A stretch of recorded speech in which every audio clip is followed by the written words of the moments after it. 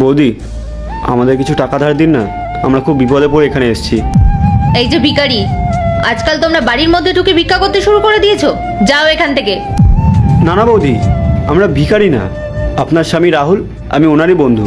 আমরা গ্রামে থাকি, খুব বিপদে পড়ে এখানে আসা হয়েছে। আপনি দয়া করে আমাদের একটু সাহায্য করুন না। এক মিনিট, কি বললে তুমি? তুমি রাহুলের বন্ধু? নিজের চেহারাটা কখনো আয়নায় দেখেছো? শোনো, রাহুল না তোমাদের মতো মানুষদের সাথে বন্ধুত্ব করে না।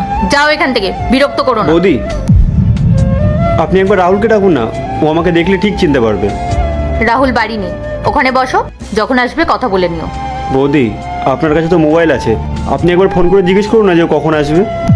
শোনো, রাহুল না একটা কোম্পানির বস, তোমাদের মতো এইভাবে ভিক্ষা করে বেড়ায় না। ওর অনেক কাজ আছে, ওকে এখন ডিস্টার্ব করা যাবে না। যাও এখান থেকে।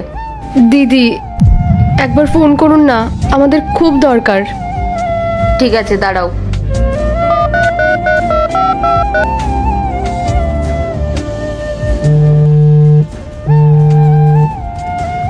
হ্যাঁ পূজা, বলো।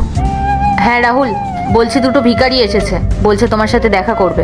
আমি অনেকবার বলেছি চলে যেতে, কিন্তু কিছুতেই শুনছে না। আবার বলছে ও নাকি তোমার বন্ধু। ভিখারি আমার বন্ধু? নাম কি ওর? নাম কি? গোপাল। গোপাল বলছে। গোপাল? পূজা, তুমি ওদেরকে ভেতরে বসতে বলো, আমি এক্ষুনি যাচ্ছি। ভেতরে? তুমি এটা কি বলছো রাহুল? তোমাকে যেটা বললাম সেটা করো।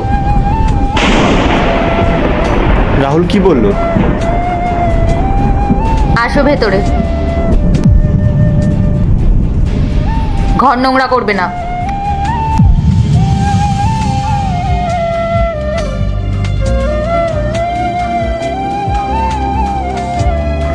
ও হ্যালো, কি ব্যাপার? কি ওখানে বসছো কেন? নিচে বসো, তোমাদের জায়গা নিচে।